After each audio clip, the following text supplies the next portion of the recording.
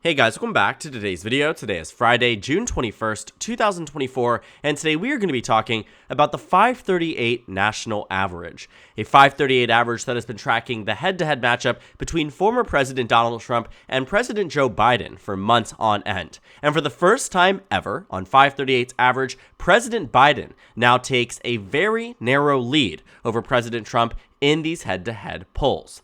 Now, for months now, we have seen FiveThirtyEight track these matchups here that have shown us far less fluctuation than what we have seen on Real Clear Politics or other polling websites. And that's because FiveThirtyEight does a bit of vetting before they actually take a look at some of these polls and before they actually implement them into their overall national average. It's particularly useful in the way that it shows that some polls are to be understood as less predictive than others, less beneficial for the average than others, and just generally speaking gives us a bit more nuance to some of the polls that we're seeing. Ones that might show President Biden up by 8 points nationally, others that might show President Trump up by 8 points nationally, and what this overall means for our head-to-head average. And so now President Biden with this plus 0.3% lead here, a very narrow lead. I mean, I'm not going to try to at all sugarcoat the lead for either candidate, regardless of what it is. It is exceptionally narrow. But it does come into a point of news and attention, something that's attention-worthy because of the fact that Biden has now taken the lead again for the first time since the introduction of this national tracker. Now, for what we have seen from March 1st, they launched this back in March, and we saw it for a while pretty much trend pretty heavily in favor of Donald Trump, not really in an upward direction, but it plateaued, and so did President Biden. And so for months on end, Donald Trump at different points in time maintained roughly a 2-point advantage over President Biden in this head-to-head matchup. At different periods, it did narrow up, but still ultimately had Donald Trump ahead. The FiveThirtyEight average never had Joe Biden ahead up until today.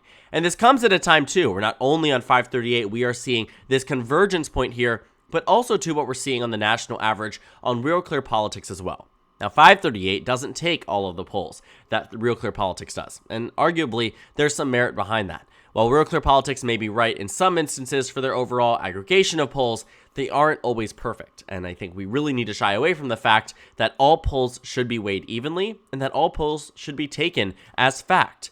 For instance, Rasmussen Reports today released a poll that shows President Trump ahead by 9 points nationally, a 4-point increase from the poll taken at the end of May.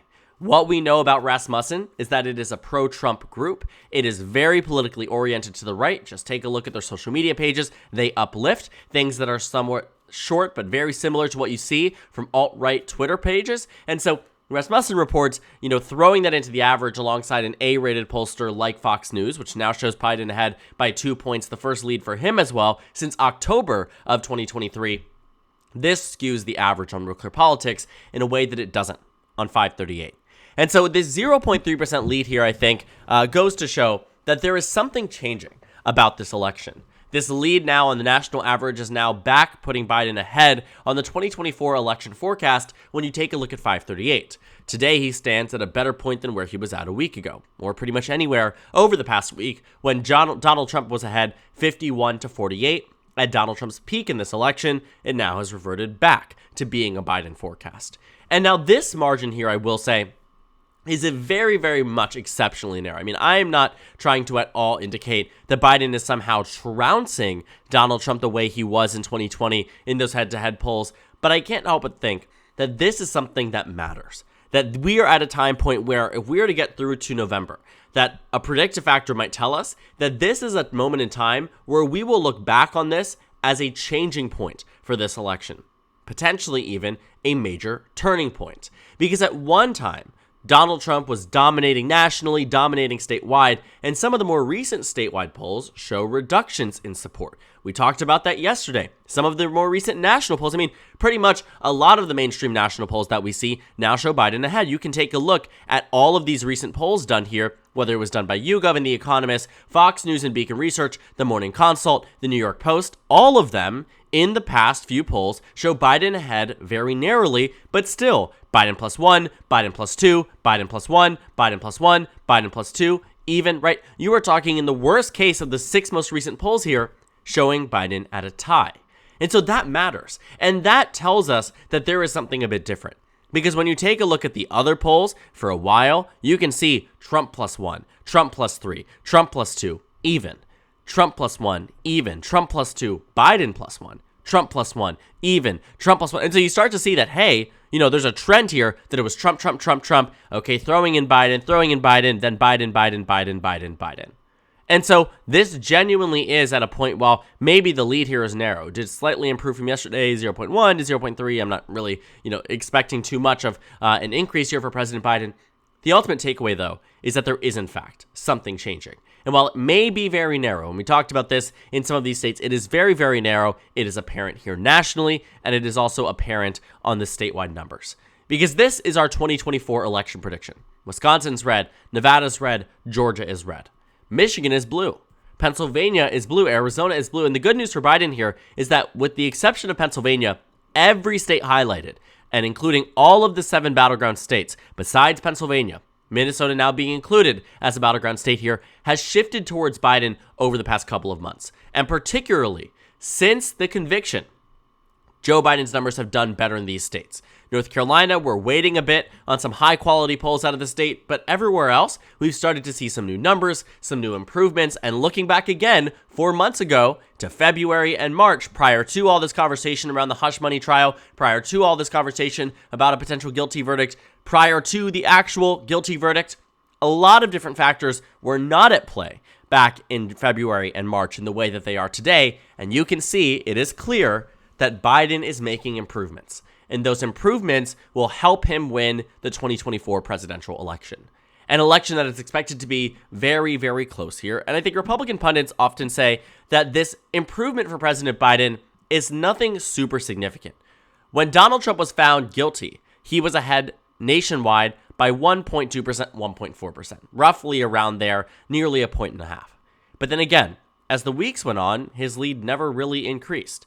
It seemed stagnant until you started to see more data being put out, Democrats starting to go on the offense on the conviction. Initially, when the conviction dropped, while they were very quick to jump on it, they did not hammer it in the same way they have been doing for the past 2 to 3 weeks. I mean, not even past 3 weeks, past 2 weeks. It has become a more, thing for the Democratic Party to now hammer in Donald Trump in on this point. And again, that's where you start to see that convergence. It's very, very narrow, but it's there. And for the first time again, ever, on our 538 national tracker, does Joe Biden take the advantage. And what it does, too, is brings the election prediction with him. Brings the election forecast with him. And these trend lines here just simply are not good for President Trump. Now, what I expect to see, extending beyond this 538 average here, is that some of these polls here, and I've been talking about this for a while, why I genuinely think there must be, and I'll give you a perfect example of today's set of polls that were just released, must be something a bit off about the way that some of these polls are going. Because on here on Real Clear Politics, the national average sort of makes sense. Trump ahead by 0.5, Biden ahead by 0.3. It's a close race. We know that. But some of these numbers, I genuinely want you to understand. What I am more interested in now, and I talked about this yesterday at length, is the margins and the shifts over time. For instance, a poll from 3 months ago might show Trump or Biden ahead. I don't really care. In some instances, I really don't care because sometimes I think it's really far off. This will be one of those cases. I'll get to that in a moment. But let's say Biden's up by 8, and today he's up by 12. That's a 4-point shift. It's the same electorate, the same polling firm, and the same grouping of people that you're talking to, understanding. When I say electorate, I mean the state. And so that gives us a general idea that, hey, these voters that might have been previously Trump are now Biden, and that helps inform some of my decisions. But when I look at margin alone, and I'm going a bit off on a tangent here, but I think it's important to understand because this is probably one of the more egregious examples of how polling just really is not as accurate as we really expected or hope it could be after 8 years of learning mistakes from 2016, 4 years of learning mistakes from 2020, 2 years of learning mistakes from the 2022 midterms. Besides that point, look at these recent polls here. Missouri, Trump versus Biden, Trump plus 13.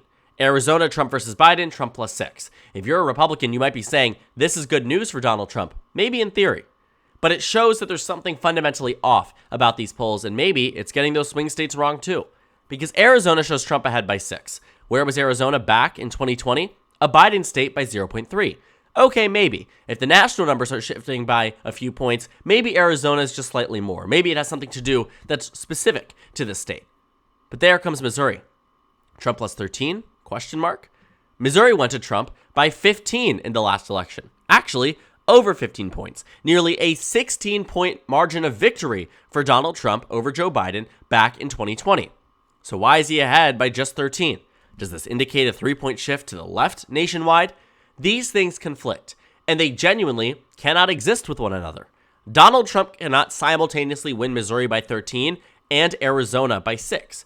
It would require massive shifts in opposite directions, which would be very much something that is unexpected, never at all predicted, and I think it shows that there is in fact a problem with the polling industry, at least at part. They aren't gauging all of these states correctly. But what does tell us something interesting is when you take a look at things like national shifts or statewide shifts. For instance, in Emerson, they did a poll that showed Trump ahead by 17. Now, Trump is ahead by 13. That's roughly a 4-point shift, largely in line with what we saw nationally of what was roughly a 3-point shift nationwide. And so the margins here help us understand a bit more about the election, which is why these trend lines matter, which is why a shifting of the national by just a few percentage points might tell us that some of these battleground states, for instance, like Arizona, which has narrowed up since 2020 and may be very, very close, that every single margin will matter. Every single vote, rather, will matter. And that's what needs to be reiterated and understood about this election is that, hey, Donald Trump, Joe Biden, regardless of what it might be, those margins and those shifts are things you cannot ignore. And we are not ignoring it. And that's why we're covering this today. Now, Donald Trump was doing far worse in head-to-head polls 4 years ago. And I think that is something that we really don't talk about much either. I think there were certainly points in time where in this election, if we were to transplant those numbers back to 2020, we would have said Joe Biden is absolutely defeated. But here's something new. In 2016 and 2020, we talked far and wide about the shy Trump voter. We talked about people who would pick up the phone and say, I'm not voting. I'm undecided. I'm voting third party. When in reality, they were voting for Donald Trump. And a lot of them felt that way because it didn't make sense to announce they were voting for Trump. Maybe there were societal repercussions. Maybe they just couldn't stomach it themselves, but didn't want Hillary Clinton or Joe Biden in the White House. And from 2016 to 2020, the incorrect polling numbers actually started to get a little bit more accurate in 2020. Again, it was COVID too, so it wasn't perfect and the way to accurately predict the states here, but we generally got a lot of these states right. The polls, generally speaking, got most states correct. They were off in Nevada, off in Florida, and off in North Carolina, but the rest of the battleground states, you largely saw them, quite well within an accurate level. For instance, Georgia in 2020, Biden was supposed to win by 1.2. He won by 0.2. In Arizona, Biden was supposed to win by 2.6. He won by 0.3. So within the margin of error. In Florida, Biden was supposed to win by 3. Trump won by 3. So that was a more egregious example. Wisconsin was a more egregious example. Biden was supposed to win by 8. He won by 0.6. And so certainly are reasons to not trust the polls from the baseline. But point being here is that when you take a look at some of these numbers in 2020 and 2016, what they missed in a lot of instances was the shy Trump vote. This time, I think we could be missing a shy Biden vote. And I think the explanation for that could go on two ends. On one end, President Biden is largely viewed by many Americans as someone who they aren't enthusiastic to vote for, but are enthusiastic to vote against Trump. That was the same case in 2020. And so maybe some of those voters this time around are saying they might be considering other options, considering voting third party, but ultimately are voting for Biden. On the flip side of things, when you take a look at where some of this more core base has moved away from President Biden, it's not amongst white voters. It's not amongst older voters. It is primarily amongst younger voters and minority Americans, and coupled in with similar issues, whether it's the economy, whether it's Israel-Palestine, whether it's healthcare, whether it's the southern border. There are so many different things for why people are voting the way they vote and why they may not be voting the way that they used to vote. And that could be a factor here. Because voting for President Biden, I think, when you take a look at what some people are saying, when you look at the, individual case study articles of people who are quiet Biden supporters, not as public about it as they were in 2020, not as public in some instances about voting for the Hillary Clinton as they were in 2016. What we call begrudging Biden voters that will get to the ballot box with every intention to vote blue down ballot and will begrudgingly check that box for President Biden. Those are the people here that Biden wins over on the low, that no one knows about because they aren't captured in polls. They aren't explicitly answering these questions. And so it skews some of our averages here which is a big reason to why Democrats in 2022 found that there were many quiet John Fetterman voters that in the polls were not saying they were voting for him, but in reality were. Quiet Mark Kelly voters, quiet Democratic voters at large who may have genuinely, agreed with the administration's efforts, agreed with the Democratic Party at large, but simply did not want to announce that they were voting for the Democratic Party. And that led us to inaccurately predict the 2022 midterms, in some states, getting a lot of states correctly. I'm not going to pat myself on the back too much on that end, but I mean, it wasn't too far off, but it certainly did skew the way I perceived the election. I thought it would be a red wave year, full on, and it wasn't. This time around, I think these national numbers, again, transplanting into 2020 without any of the knowledge we know today, everybody would have gone ballistic on the Democratic side. They would have said there's no way we're winning this election based on the 2016 inaccuracies. But election results speak for themselves. These recent special elections have been showing that the Democratic Party's force is as strong as ever. And so in this upcoming election, the shifts here for President Biden reveal about the voters who are willing to be fully forthcoming about how they are going to vote. But it's a big question about those who aren't. Do they stay at home or do they get to the ballot box and vote for President Biden? Right now, though, of the surveyed voters that are willing to choose either candidate, this is a good look for President Biden. Being in the lead for the first time ever on 538 is something that cannot be ignored. The question for him now is how long can he stay in the lead? I'm not entirely sure how long he will be able to stay in the lead, but maybe he will. And maybe he will through the election. But only time will tell.